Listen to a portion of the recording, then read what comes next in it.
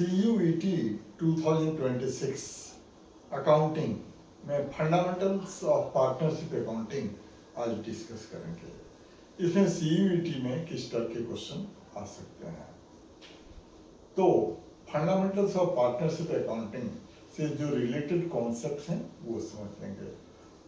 Partnership में ये ध्यान में रखना चाहिए कि इंडिविजुअल पार्टनर को पार्टनर कहते हैं और सारे पार्टनर को मिलाकर फर्म कहते हैं। ये फर्म क्या है? टोटल ऑफ पार्टनर्स को मिला दें तो वो फर्म बनता है। दूसरी बात, मैक्सिमम नंबर ऑफ पार्टनर्स, ये जानना जरूरी है। ये 50 होते हैं। MCQ में दे सकते हैं, 3-4 ऑप्शन में दे सकते हैं। तीसरी बात, जो रिटन एग्रीमेंट बिटवीन पार्टनर्स होते हैं वो उसको पार्टनरशिप डीड कहते हैं। नेक्स्ट, जब पार्टनरशिप डीड नहीं होता है या ओरल पार्टनरशिप एग्रीमेंट होता है तो इंडियन पार्टनरशिप एक्ट के 6 प्रोविजन पार्टनरशिप की अकाउंटिंग को अफेक्ट करते हैं, जिसमें 3 इंटरेस्ट से रिलेटेड प्रोविजन हैं। इस पर भी एग्जाम में क्वेश्चन हो सकता है कि in absence of partnership deed interest के कितने प्रोविजंस होते हैं।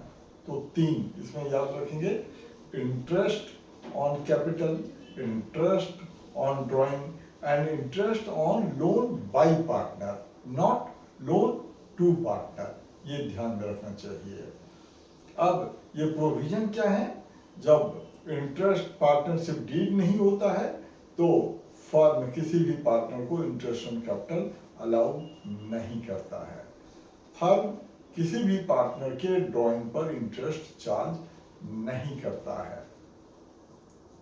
तीसरी बात, interest on loan by partner, by पर ध्यान देंगे, 2 पर नहीं। 6% पर एनम, ये पर एनम पर भी ध्यान देना चाहिए। ऑप्शन में अगर 6% दिया है तो केयरफुल हो जाना चाहिए। 6% पर एनम। फोर्थ प्रोविजन है पार्टनर्स रेम्युनरेशन के बारे में। अगर डीड नहीं होता है तो किसी भी पार्टनर को कोई रेम्युनरेशन नहीं मिलता है। Fifth point, profit sharing ratio. Partners का आपस में प्रॉफिट शेयरिंग रेशियो इक्वल होता है। इक्वल मीन्स जब 2 पार्टनर्स हैं तो 1/2 ऑफ प्रॉफिट। 3 है तो 1/3, 1/3, 1/3। तो अगर इसमें कंफ्यूजन होता है, इक्वल का मतलब 1/2 नहीं, 1/2 होगा, लेकिन जब सिर्फ 2 पार्टनर्स होंगे। ज्यादा होंगे तो जितने नंबर्स होंगे वो उनको उसी से डिवाइड कर देंगे, वो उनका इक्वल शेयर होगा। फिर एडमिशन ऑफ ए पार्टनर। एक पार्टनर तभी एडमिट होगा जब बाकी सारे पार्टनर्स एग्री होंगे। अब अगले टॉपिक में इस चैप्टर से का जो अगला टॉपिक है वो चार्ज अगेंस्ट प्रॉफिट।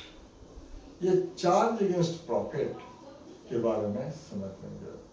इसके पहले जरा एक पॉइंट में बता दूं कि क्लास 11 में जब फाइनल अकाउंट्स के क्वेश्चन बनाते हैं तो हमें एक ट्रायल बैलेंस बनाया मिलता है। इसके डेबिट साइड में एसेट्स होते हैं और एक्सपेंसेस होते हैं। एक्सपेंसेस 2 टाइप के होते हैं, direct and indirect. Direct expenses क्या होते हैं? जो रॉ मटेरियल को फिनिश्ड कंडीशन तक लाने से रिलेटेड होते हैं, और इनडायरेक्ट एक्सपेंसेस इसके बाद के एक्सपेंसेस होते हैं। इनको प्रोप्राइटरशिप के फाइनल अकाउंट में, प्रॉफिट एंड लॉस अकाउंट में डेबिट कर देते हैं। लेकिन पार्टनरशिप में इसको 2 पार्ट में बांट सकते हैं डायरेक्ट एक्सपेंसेस को, चार्ज अगेंस्ट प्रॉफिट और दूसरा अप्रोप्रिएशन ऑफ प्रॉफिट। ये चार्ज अगेंस्ट प्रॉफिट वैसे इनडायरेक्ट एक्सपेंसेस को कहेंगे जो कि प्रॉफिट एंड लॉस अकाउंट में डेबिट होंगे to find out net profit और नेट लॉस। और एप्रोप्रिएशन ऑफ प्रॉफिट वैसे एक्सपेंस को कहते हैं जो नेट प्रॉफिट होने पर ही profit and loss appropriation account में डेबिट होंगे। ये 3 होंगे, याद रखेंगे।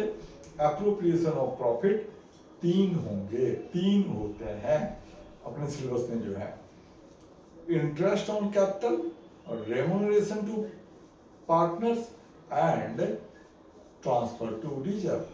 और ये जो चार्ज अगेंस्ट प्रॉफिट होते हैं, इस पर अभी हम लोग डिस्कस कर रहे थे, ये कंपल्सरी एक्सपेंस हैं। They must be debited to profit and loss account. और इसका पर्पस क्या है? इसका प्रॉफिट एंड लॉस अकाउंट का एंड रिजल्ट नेट प्रॉफिट हो या नेट लॉस हो, इससे मतलब नहीं है। ये charge profit and loss account में डेबिट करेंगे ही करेंगे। अब यहां पर अपने सिलेबस में जो चार्जेस सीखने हैं, मेनली 2 हैं। एक तो है interest on loan by partner. याद रखेंगे, by partner, not to partner. Interest on loan to partner income होता है फर्म के लिए, वो कोई चार्ज नहीं होता है। Interest on loan by partner charge होता है, वो प्रॉफिट एंड लॉस अकाउंट में कंपल्सरीली डेबिट होगा। और कोई रेट नहीं दिया है तो 6% पर एनम के रेट से होगा। दूसरा चार्ज है रेंट पेड।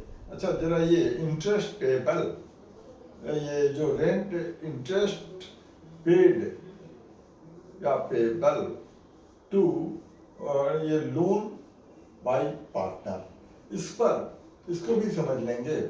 इससे रिलेटेड 4 जर्नल एंट्रीज होती हैं, उस पर भी एग्जामिनर क्वेश्चन पूछ सकता है। जब फर्म पार्टनर से लोन लेता है तो फर्म की बुक में इसकी एंट्री करेंगे, एंटिटी कॉन्सेप्ट को फॉलो करते हुए। Bank account debit to loan by partner account. फिर जिस डेट को लोन लिया उस डेट से ईयर एंड तक का इंटरेस्ट फर्म अलाउ करता है। अलाउ करना, प्रोवाइड करना मतलब देना। चार्ज बोले तो लेना, फर्म के लिए इनकम, याद रखेंगे। जब फर्म पार्टनर के इंटरेस्ट लोन पर इंटरेस्ट अलाउ करता है या प्रोवाइड करता है, फर्म इसकी एंट्री करता है interest on loan by partner to loan by partner account. ये लोन बाय पार्टनर अकाउंट को फर्म क्रेडिट कर देता है इंटरेस्ट के अमाउंट से। जब फर्म पार्टनर को इंटरेस्ट पे करता है लोन के ऊपर, तो फर्म एंट्री करेगा loan by partner to bank account. इस पर भी एग्जाम में एमसीक्यू में क्वेश्चन दे सकते हैं कि जब फर्म पार्टनर को इंटरेस्ट दे तो कौन सा अकाउंट डेबिट करेंगे। 4 ऑप्शन दे देंगे। पहला ऑप्शन दे सकते हैं interest on loan by partner account, कई बच्चे उसमें टिक कर देते हैं, वो टिक नहीं करना है। Interest on loan by partner account को टिक करना है। दूसरा लोन बाय पार्टनर, तीसरा और कोई अकाउंट, चौथा और कुछ दे सकते हैं, तो ये जरा ध्यान रखेंगे। अब eight the end of the year interest on loan by partner account close करना होता है। याद रखेंगे, एंड ऑफ द ईयर में इनकम एंड एक्सपेंसेस के अकाउंट क्लोज होते हैं, close following the accounting period concept. और एसेट्स एंड और एक्रूअल कॉन्सेप्ट और एसेट्स एंड लायबिलिटीज के अकाउंट बैलेंस होते हैं following the going concern concept. ये भी ध्यान में रखेंगे। अब जो सेकेंड चार्ज है उसके बारे में सीखते हैं। रेंट पेड और पेएबल टू द पार्टनर। जब इसकी एंट्री पहले सीख लेते हैं। जब फर्म किसी पार्टनर की प्रॉपर्टी को यूज करता है तो उसके लिए जो रेंट पे करता है उसकी एंट्री पास करते हैं rent account debit to bank account. और अगर रेंट ड्यू है, पेएबल है, तो एंट्री करेंगे रेंट टू रेंट आउटस्टैंडिंग या रेंट पेएबल अकाउंट। अब चूंकि रेंट एक चार्ज है, एक एक्सपेंस है, this must be debited to profit and loss account at the end of the year. तो उसकी एंट्री पास करेंगे, profit and loss account debit to rent account. Charge कहने का मतलब ये होता है कि उस एक्सपेंस को हमें प्रॉफिट एंड लॉस अकाउंट में डेबिट करना ही करना है। अब नेक्स्ट चार्ज में आते हैं मैनेजर्स कमीशन, ये भी कभी कभी एग्जाम में दे देते हैं। अब अगले टॉपिक में आते हैं इस चैप्टर में, एप्रोप्रिएशन ऑफ प्रॉफिट। ये एप्रोप्रिएशन ऑफ प्रॉफिट वैसे एक्सपेंस को कहते हैं जो कि according to provisions of partnership deed net profit होने पर ही फर्म दे सकता है, और उतना ही दे सकता है जितना नेट प्रॉफिट है, उससे ज्यादा नहीं दे सकता है। इस बात को ध्यान में रखेंगे।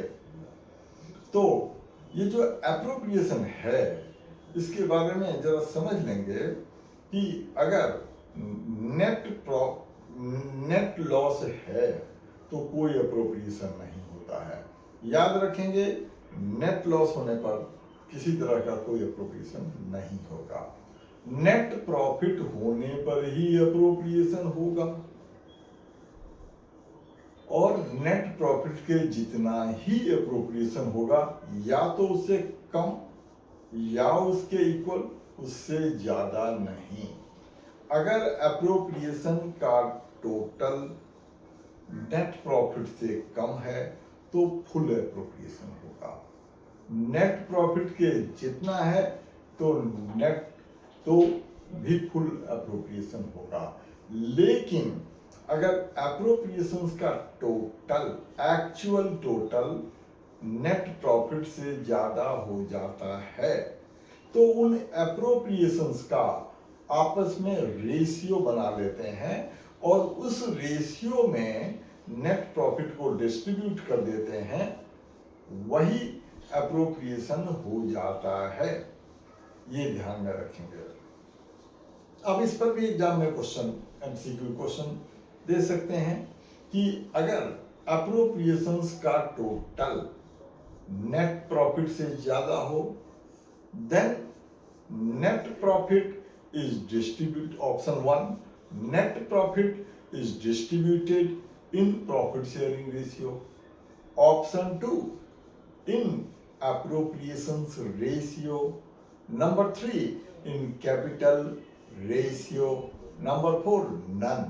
तो याद रखेंगे, appropriations ratio में नेट प्रॉफिट को डिस्ट्रीब्यूट करते हैं। अब ये भी समझ लेंगे कि ये जो एप्रोप्रिएशन है वो 3 होते हैं, 3 एप्रोप्रिएशन होते हैं। पहला है इंटरेस्ट ऑन कैपिटल। अब ये इंटरेस्ट ऑन कैपिटल जो है ये चार्ज भी हो सकता है, एप्रोप्रिएशन भी हो सकता है। इंटरेस्ट ऑन कैपिटल का ट्रीटमेंट और अभी बाद में सीखेंगे। अब दूसरा एप्रोप्रिएशन है पार्टनर्स रेम्यूनरेशन, और तीसरा है ट्रांसफर टू रिजर्व। इसके बाद हम लोग आते हैं अगले टॉपिक में, जो कि profit and loss appropriation account है। Profit and loss appropriation account के पहले कैरेक्टरिस्टिक्स समझ लेंगे। ये बनता कब है ये समझ लेंगे। पार्टनरशिप के केस में फाइनल अकाउंट जब बनाते हैं तो प्रॉफिट एंड लॉस अकाउंट के बाद और बैलेंस शीट के पहले 2 अकाउंट्स बनाते हैं। पहला profit and loss appropriation account, और दूसरा पार्टनर्स कैपिटल अकाउंट। ये जो profit and loss appropriation account है इसके बारे में कुछ इंपॉर्टेंट बातें समझ लेंगे जिस पर एग्जाम में एमसीक्यू हो सकते हैं।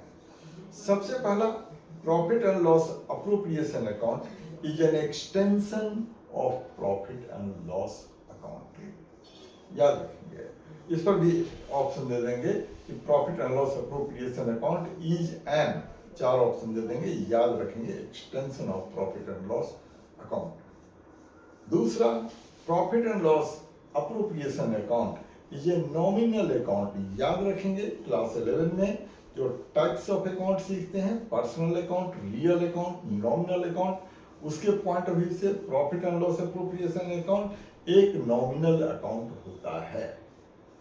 तीसरी बात, profit and loss appropriation account पूरे अकाउंटिंग पीरियड के लिए बनता है, not at the end of the year but for the whole year. इसलिए profit and loss appropriation account के ऊपर भी लिखते हैं फॉर द ईयर एंडेड, मतलब ये पूरे साल के लिए बनता है। चौथी बात, ये सिर्फ पार्टनरशिप फर्म के केस में ही बनता है। अब एग्जाम में ऐसे क्वेश्चन पूछ सकते हैं कि वो कौन सा अकाउंट है जो सिर्फ और सिर्फ पार्टनरशिप के केस में ही बनता है, तो याद रखेंगे profit and loss appropriation account. पांचवी बात, profit and loss appropriation account net profit का अप्रोप्रिएशन बतलाता है।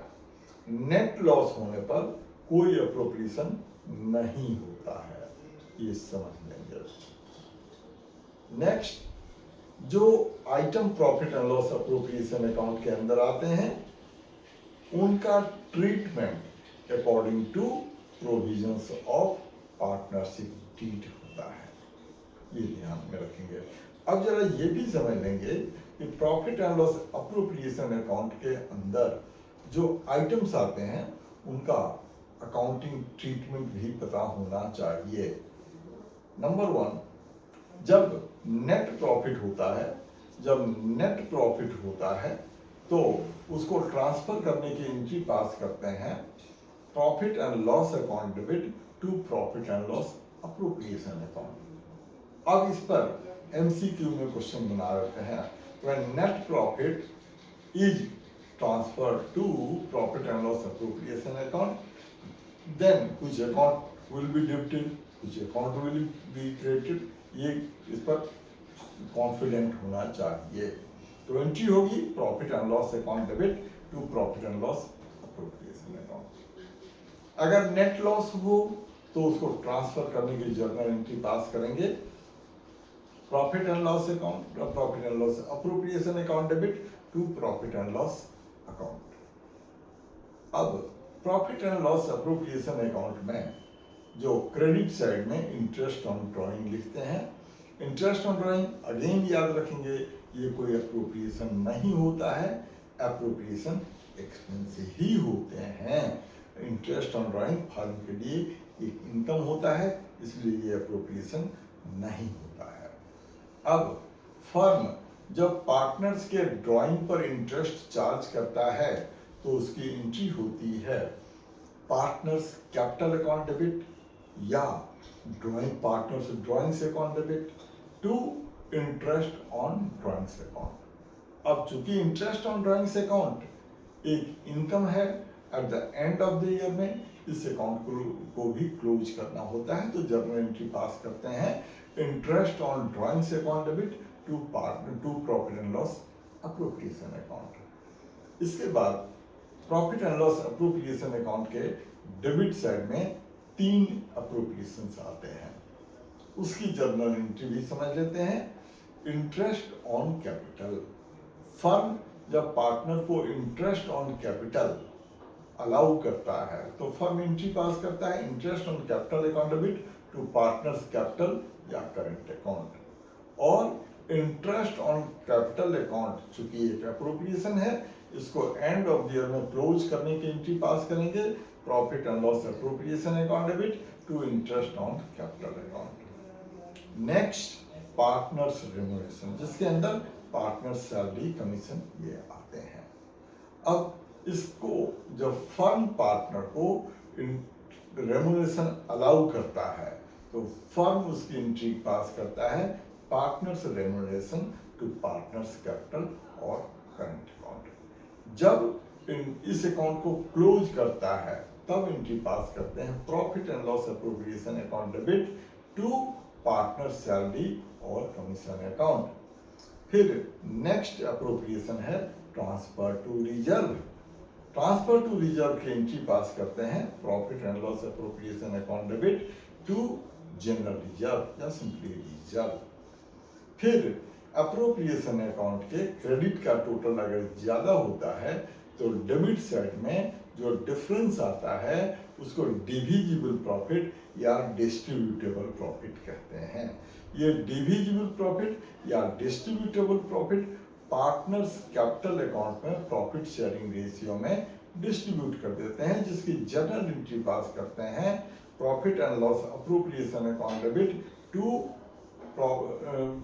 पार्टनर्स कैपिटल और करंट अकाउंट। लेकिन अगर प्रॉफिट एंड लॉस अप्रोप्रिएशन के डेबिट का टोटल ज़्यादा हो, क्रेडिट का टोटल कम हो, तो जो डिफरेंस होता है वो डिविजिबल लॉस होता है या डिस्ट्रीब्यूटेबल लॉस होता है, उसे भी पार्टनर्स कैपिटल अकाउंट में ट्रांसफर कर देते हैं। उसकी एंट्री करते हैं partners capital account debit to profit and loss appropriation account.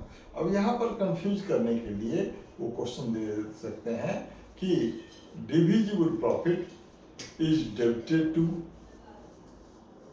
partners capital account, credited to partners capital account, debited to profit and loss appropriation account, credited to profit and loss appropriation account। तो याद रखेंगे it is credited to partners capital account. ये concept जब पूरा clear होता है तो MCQ को जवाब देना सही हो जाता है।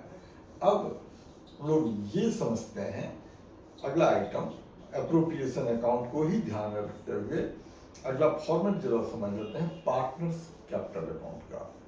फर्म पार्टनर का कैपिटल अकाउंट दो तरीके से मेंटेन करता है, fixed method and fluctuating method. जब फर्म पार्टनर का कैपिटल अकाउंट फिक्स्ड मेथड से मेंटेन करता है तो दो अकाउंट बनाने पड़ते हैं, एक तो पार्टनर्स कैपिटल अकाउंट, दूसरा partners current account. Capital account के क्रेडिट में कैपिटल का ओपनिंग बैलेंस हो सकता है, या अगर नया फर्म है तो क्रेडिट में बाय बैंक होगा, उसकी एंट्री करेंगे bank to partners capital account. अगर ओपनिंग बैलेंस है तो क्रेडिट साइड में एडिशनल कैपिटल हो सकता है या नहीं भी हो सकता है। डेबिट साइड में ड्रॉइंग अगेंस्ट कैपिटल हो सकता है या नहीं भी हो सकता है। फिर क्लोजिंग बैलेंस, मतलब फिक्स मेथड से जब कैपिटल अकाउंट मेंटेन होता है तो कैपिटल का हमेशा ही क्रेडिट बैलेंस होता है। दिस इज वेरी इंपॉर्टेंट, इस पर एग्जाम में क्वेश्चन दे सकते हैं। और दूसरी बात कि कैपिटल अकाउंट का बैलेंस कांस्टेंट रहता है year after year unless some additional capital is introduced और कैपिटल इज विथड्रॉन परमानेंटली। अब इस पर एग्जाम में क्वेश्चन हो सकता है, एमसीक्यू हो सकता है कि under fixed capital method balance of capital account is not fixed, true और फॉल्स। तो ये ट्रू है, क्योंकि ये कैपिटल से फिक्स तो होगा, लेकिन तभी जब कोई एडिशनल कैपिटल इंट्रोड्यूस ना हो या कैपिटल विथड्रॉ ना हो। अगर इंट्रोड्यूस होता है तो या विथड्रॉ होता है तो कैपिटल का बैलेंस फिक्स्ड नहीं होगा। कहने को फिक्स्ड है लेकिन वो फिक्स्ड नहीं होगा, वो फिक्स्ड तभी होगा जब उसमें कोई एडिशनल कैपिटल इंट्रोड्यूस ना हो या कैपिटल परमानेंटली विथड्रॉ ना हो। अब फिक्स मेथड से जो दूसरा अकाउंट मेंटेन करना पड़ता है पार्टनर्स का, वो है partners current account. Current account में इसका करंट अकाउंट का ओपनिंग बैलेंस क्रेडिट भी हो सकता है, डेबिट भी हो सकता है, लेकिन कैपिटल का जो ओपनिंग बैलेंस है वो हमेशा ही क्रेडिट होगा। अब एमसीक्यू पर या स्टेटमेंट बेस्ड क्वेश्चन इस पर दे सकते हैं कि capital opening balance of capital is always credit balance, but current account balance may be credit balance, may be debit balance. फिर चार ऑप्शन दे दिए, both options are correct, both are incorrect, first is correct, second is incorrect, second is correct, first is incorrect. तो इसको ध्यान में रखिए। अब अप्रोप्रिएशन अकाउंट के अंदर जितने भी आइटम्स आते हैं वो सारे पार्टनर्स करंट अकाउंट में रिकॉर्ड किए जाते हैं। अब अगेन करंट अकाउंट का क्लोजिंग बैलेंस या तो क्रेडिट बैलेंस होगा या डेबिट बैलेंस होगा या कुछ नहीं होगा। अगर दोनों साइड इक्वल हो जाए तो कुछ भी नहीं होगा। अब आते हैं फ्लक्चुएटिंग मेथड से।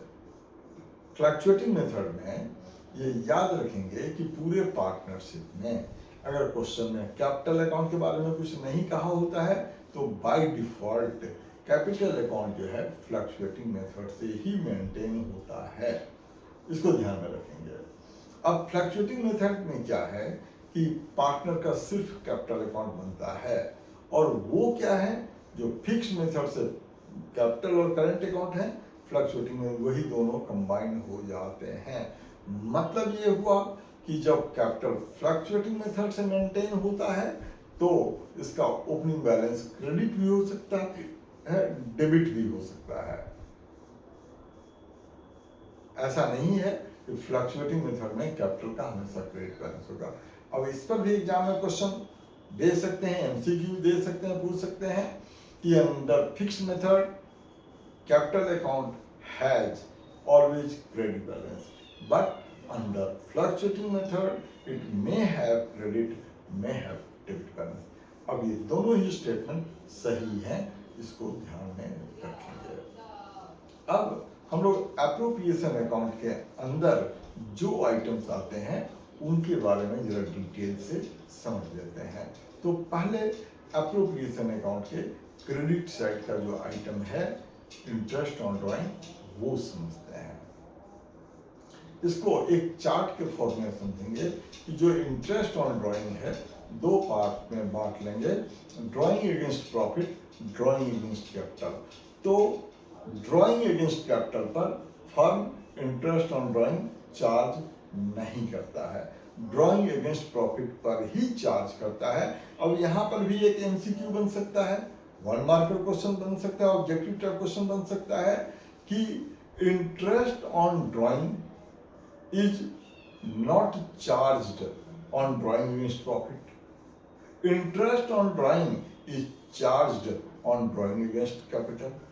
अब 4 ऑप्शन इस पर भी दे दिए कि both statements are correct, both are incorrect, first is correct, second is incorrect, first is incorrect, second is correct। तो दोनों ऑप्शन इनकरेक्ट हैं। याद रखेंगे ड्राइंग अगेंस्ट कैपिटल पर firm interest on drawing charge नहीं करता है, इंटरेस्ट ऑन ड्राइंग चार्ज करता है ड्राइंग अगेंस्ट प्रॉफिट पर ही। अब ड्राइंग अगेंस्ट प्रॉफिट अगर है तो फिर 3 सिचुएशन बनते हैं, रेगुलर ड्राइंग, इरेगुलर ड्राइंग और स्पेशल केसेज। रेगुलर ड्राइंग के अंदर भी 3 केसेज होते हैं, मंथली ड्राइंग, क्वार्टरली ड्राइंग और तीसरा सर्टेन पीरियड की ड्राइंग। अब इन तीनों के अंदर भी 3 ऑप्शन हो जाते हैं।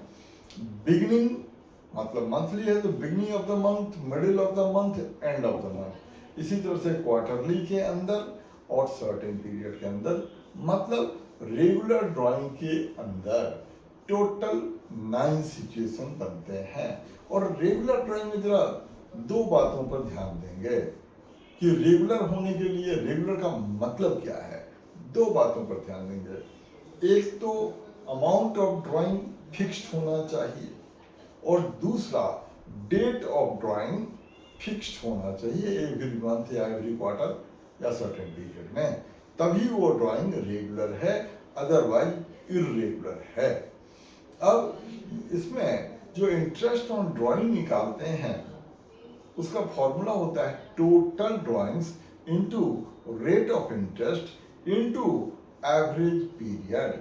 अब टोटल ड्राइंग, कई बार स्टूडेंट क्या कर देते हैं, टोटल ड्राइंग बोला मंथली तो 1 लाख, 10,000 पर मंथ है तो 1,20,000 लिख दिया। नहीं, वैसे लिखना ठीक नहीं है। अगर मंथली है तो मंथली ड्राइंग इंटू 12 कर देंगे, क्वार्टरली है तो क्वार्टरली ड्राइंग इंटू 4 कर देंगे। ऐसे करने से कैलकुलेशन आसान होता है, आंसर जल्दी निकलता है। और rate of interest, rate upon 100 और एवरेज पीरियड निकालने का फॉर्मूला होता है, उसको फॉलो करेंगे। एवरेज पीरियड का मतलब months after first drawing till the end of the year plus months after last drawing till the end of the year upon 2। ये फॉर्मूला लगा करके एवरेज पीरियड निकालते हैं। कई स्टूडेंट वो जो रट लेते हैं कि beginning of the month, and of the month, middle of the month, वो रटना सही नहीं है, वो याद रखेंगे। अब आते हैं इर्रेगुलर ड्राइंग में। इर्रेगुलर ड्राइंग के अंदर दो बातें होनी चाहिए, एक तो अलग अलग ड्राइंग के अमाउंट अलग होंगे, और दूसरा डेट में कंसिस्टेंसी नहीं होगी, तभी इर्रेगुलर ड्राइंग होगी। अब इर्रेगुलर ड्राइंग के अंदर दो मेथड्स अप्लाई करते हैं, सिंपल इंटरेस्ट मेथड एंड दूसरा सिंपल मेथड और दूसरा प्रोडक्ट मेथड। सिंपल मेथड में क्या है कि हर अमाउंट एक टेबल सा बनाते हैं, अमाउंट डेट लिखा, date of drawing, amount of drawing, period from the date of drawing till the end of the year, और हर अमाउंट पर अलग अलग PRT, principal into rate into time के फॉर्मूले से इंटरेस्ट निकाला, उनसे वो टोटल किया, वो टोटल इंटरेस्ट ऑन ड्राइंग होता है। और इर्रेगुलर ड्राइंग में क्या है कि डेट ऑफ ड्राइंग लिखते हैं, फिर अमाउंट ऑफ ड्राइंग लिखते हैं, फिर वह पीरियड लिखते हैं, और ड्राइंग के अमाउंट और डेट पीरियड से मल्टीप्लाई करते हैं, वो प्रोडक्ट आता है, और सारे प्रोडक्ट का टोटल कर लेते हैं, और पूरे प्रोडक्ट पर एक महीने का 1 मंथ, इस पर भी एग्जामिनर हिट कर सकता है कि प्रोडक्ट मेथड से जो इंटरेस्ट लगाते हैं उसमें कितने पीरियड का लगाते हैं, तो 1 मंथ का लगाते हैं। 1 मंथ बहुत इंपॉर्टेंट है, उस पर एग्जाम में क्वेश्चन दे सकते हैं। अब आते हैं स्पेशल केसेस में।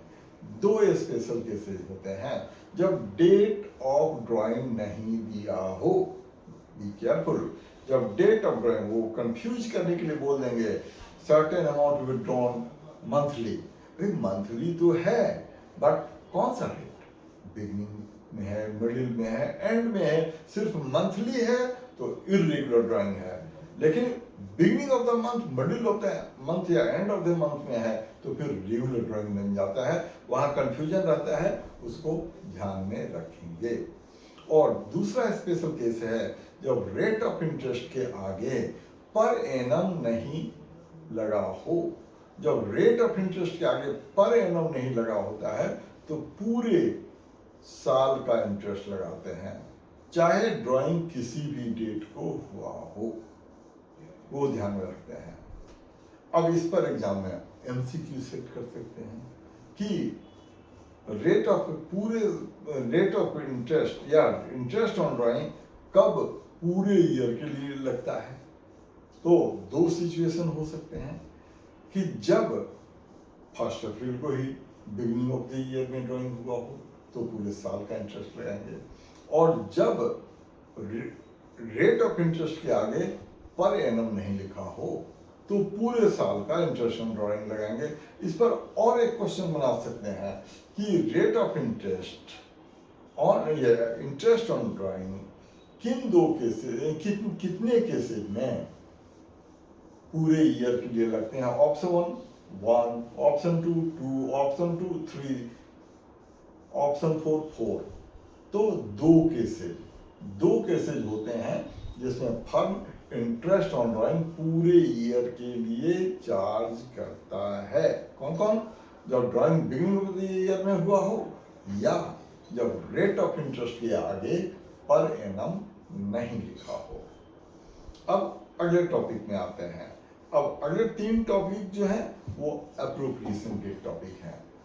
पहला है interest on capital. Interest on capital का एक अच्छा खासा चार्ट से ट्रीटमेंट समझते हैं।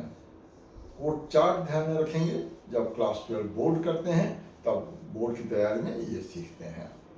इंटरेस्ट ऑन कैपिटल 2 पार्ट में बांट लिया, allowed in partnership deed, not allowed in partnership deed. अगर पार्टनरशिप डीड में अलाउड नहीं है तो interest on capital firm allowed नहीं करेगा। दूसरी बात, जब पार्टनरशिप डीड में है तभी फर्म अलाउ करेगा।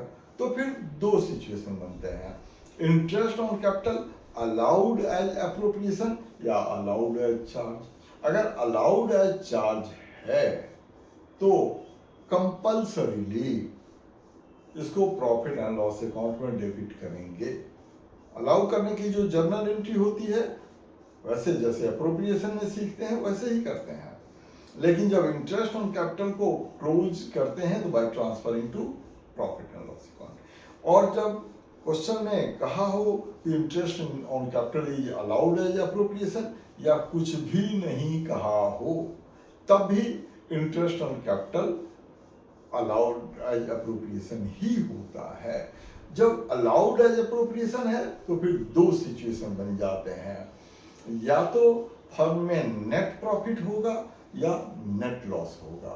अगर नेट लॉस है तो कोई अप्रोप्रिएशन नहीं होगा, ये ध्यान में रखेंगे। तो यहीं पर एक बात समझ लेंगे कि दो सिचुएशन होते हैं जब firm interest on capital allow नहीं करता है। कौन कौन सा? जब डीड नहीं हो, और दूसरी बात कि डीड हो और नेट लॉस हो।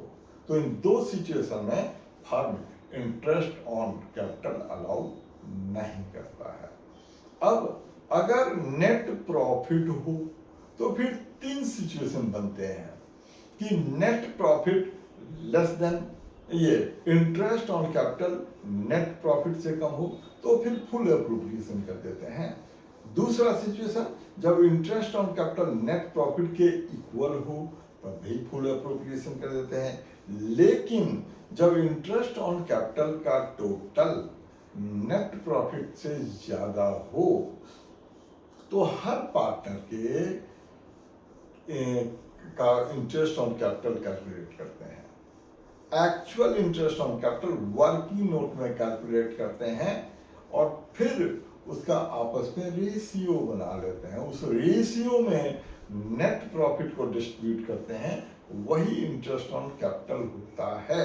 अब यहाँ पर भी एक पॉइंट है जहाँ पर ऑब्जेक्टिव टाइप क्वेश्चन सेट हो सकता है कि when interest on capital is more than net profit then net profit is distributed in option 1 profit sharing ratio, option 2 capital ratio, option 3 appropriations ratio, option 4 none। तो याद रखेंगे appropriations ratio, बांटेंगे net profit को। But यहाँ पर एक journal entry भी याद करेंगे। जर्नल एंट्री जो इसकी होगी profit and loss appropriation account debit to interest on capital, याद रखेंगे। बांटेंगे नेट प्रॉफिट को बट लिखेंगे इंटरेस्ट ऑन कैपिटल। अब आते हैं हम लोग अगले अप्रोप्रिएशन में। अगला अप्रोप्रिएशन कौन सा है? Partners remuneration. इसमें कमीशन का ट्रीटमेंट बहुत इंपॉर्टेंट है।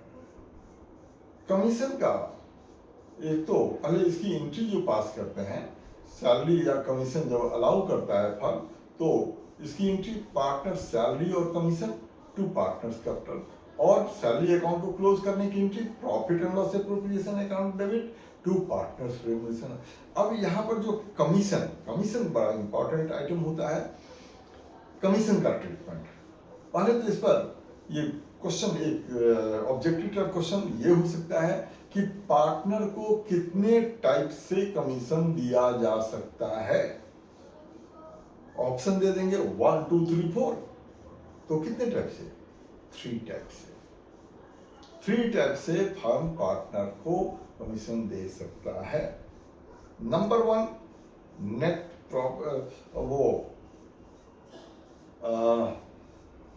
Percentage of profit before charging such commission into rate of commission upon 100, इस तरीके से, या after charging such commission इस तरह से दे सकते हैं कि profit divisible profit before charging और partners commission into rate of commission upon 100 plus rate of commission. और तीसरा टर्नओवर का परसेंटेज, टर्नओवर मींस सेल्स का परसेंटेज। ये 3 ऑप्शन होते हैं जिसके थ्रू फर्म पार्टनर को कमीशन देता है। पार्टनर्स रेम्युनरेशन में यही पॉइंट है। अब आते हैं ट्रांसफर टू रिजर्व। ये भी बड़ा इम्पोर्टेंट पॉइंट है, बहुत कम इस पर स्टूडेंट का ध्यान जाता है। याद रखेंगे कि जो ट्रांसफर टू रिजर्व होता है उसकी जर्नल एंट्री तो profit and loss appropriation account debit to general reserve या टू रिजर्व कर देंगे।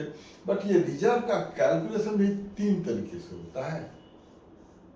Number 1 as a percentage of net profit, जो नेट प्रॉफिट है दैट इनटू रेट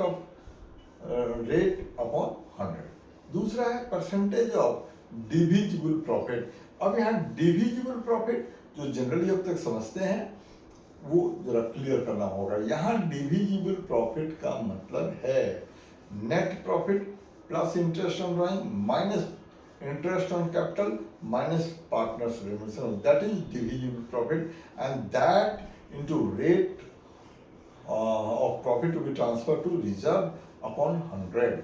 और कई बार नेट डिविजिबल प्रॉफिट बोल देते हैं। तो नेट डिविजिबल प्रॉफिट जब बोले तो जैसे पार्टनर्स रेमुनरेशन निकालते हैं, पार्टनर्स कमीशन आफ्टर चार्जिंग सच कमीशन, वैसे ही नेट डिविजिबल प्रॉफिट के केस में जो डिविजिबल प्रॉफिट आता है that into rate upon 100 plus rate करके निकालते हैं। अब अगले टॉपिक में आते हैं। अगला टॉपिक है पास्ट एडजस्टमेंट। ये पास्ट एडजस्टमेंट क्या है? जब profit and loss appropriation account बन जाए, पार्टनर्स कैपिटल अकाउंट बन जाए, फिर कुछ पता चले कि एप्रोप्रिएशन अकाउंट से रिलेटेड कोई मिस्टेक हो गया, तो उसको करेक्ट करने के 2 तरीके होते हैं, by passing a single adjustment entry और बाय पासिंग एडजस्टमेंट एंट्रीज। जब by passing a single adjustment entry पास करते हैं तो उसके लिए वर्किंग नोट में एक एडजस्टमेंट टेबल बना लेते हैं। इस पर एग्जाम में न्यूमेरिकल क्वेश्चन भी आ सकता है। और वो एडजस्टमेंट टेबल का फॉर्मेट क्या होना चाहिए? पर्टिकुलर्स पार्टनर का कैपिटल या करंट अकाउंट, उसके नीचे debit rupees credit rupees, credit में भी डेबिट रुपीज, दूसरे पार्टनर का नाम, तीसरे पार्टनर का नाम, फिर फर्म, फिर ये कैप्शंस हो गए। अब 4 स्टब रफ में बना लेंगे वर्किंग नोट में। Step 1 amount to be credited, उसके अंदर जो जो क्रेडिट होना चाहिए था उसको लिख दिया। पार्टनर्स कैपिटल अकाउंट में क्रेडिट करेंगे और फर्म में डेबिट कर देंगे। Step 2 amount wrongly credited now debited, partners capital account में डेबिट करेंगे, फर्म में क्रेडिट करेंगे। Third step, third row, total हर पार्टनर के डेबिट और क्रेडिट को टोटल कर लेंगे। और स्टेप 4 टोटल एडजस्टमेंट, हर पार्टनर के डेबिट क्रेडिट का जो डिफरेंस है वो हायर साइड में लिख देते हैं और फिर उसकी एंट्री बनती है, जिसका डेबिट हुआ उसका डेबिट, जिसका क्रेडिट हुआ उसको क्रेडिट। अब इसका जो दूसरा है वो उस पर एक ही इलस्ट्रेशन है में, तो उस पर एग्जामिनर का फोकस ज्यादा हो सकता है। बाय पासिंग एडजस्टमेंट एंट्रीज, अब इसमें बहुत इंपॉर्टेंट बात है, ये जो profit and loss adjustment account एक बनाते हैं, ये एक नाम है रिवैल्यूएशन अकाउंट का ही, जो कि आगे चल के सारे चैप्टर में बनाते हैं, except death of dissolution of partnership. Profit and loss adjustment account जो है रिवैल्यूएशन अकाउंट को ही कहते हैं। अब जिन जिन आइटम से रिलेटेड मिस्टेक्स हुए हैं एप्रोप्रिएशन अकाउंट में, सिंपली उन आइटम का नाम चेंज करके profit and loss adjustment account लिख देते हैं और वैसे जर्नल एंट्री पास करते हैं। मतलब अगर इंटरेस्ट ऑन कैपिटल जो क्रेडिट होना चाहिए था, तो interest on capital account debit कीजिएगा, profit and loss adjustment account debit to partners capital account, और amount to be wrongly credited now debited में profit and loss partners capital account debit to profit and loss adjustment account. अब last topic में इस chapter के आते हैं, इस पर न्यूमेरिकल क्वेश्चन भी दे सकते हैं, ये कैलकुलेशन की थोड़ी प्रैक्टिस रखेंगे। क्लास 11 और 12 के अपने रजिस्टर को भी देख लेंगे, सैंपल पेपर वगैरह देखेंगे, उस पर क्वेश्चन हो सकता है, जिसमें कैलकुलेशन करना पड़ सकता है। अब इस चैप्टर का लास्ट टॉपिक जो है guarantee of profit. Guarantee of profit में क्या है कि 3 टाइप से गारंटी हो सकती है। एक पार्टनर दूसरे पार्टनर को गारंटी दे, या बाकी सारे पार्टनर एक पार्टनर को गारंटी दें, या एक फर्म एक पार्टनर फर्म को गारंटी दे, तो इस केस में अगर एक पार्टनर दूसरे पार्टनर को गारंटी देता है तो उसकी एंट्री पास करेंगे। जिसने गारंटी दिया उसके कैपिटल को डेफिशिएंसी के अमाउंट से डेबिट कर देते हैं, और जिसको गारंटी मिली उसके कैपिटल अकाउंट को डेफिशिएंसी के अमाउंट से क्रेडिट कर देते हैं। अगर रिमेनिंग पार्टनर करते हैं तो उस रेशियो में डेफिशिएंसी को डिस्ट्रीब्यूट करते हैं। अब अगर कोई पार्टनर फर्म को गारंटी दे तो उसकी जर्नल एंट्री बहुत इंपॉर्टेंट है। उसकी जर्नल एंट्री पास करते हैं पार्टनर्स कैपिटल या करंट अकाउंट, वेरी इंपॉर्टेंट, इस पर क्वेश्चन हो सकता है, to profit and loss appropriation account, और फिर प्रॉफिट को डिस्ट्रीब्यूशन की यही एंट्री करते हैं। अगली क्लास में हम लोग गुडविल चैप्टर को डिटेल से डिस्कस करेंगे और उसमें कौन कौन से एक्सपेक्टेड क्वेश्चन हो सकते हैं वो अच्छी तरह से समझने की कोशिश करेंगे।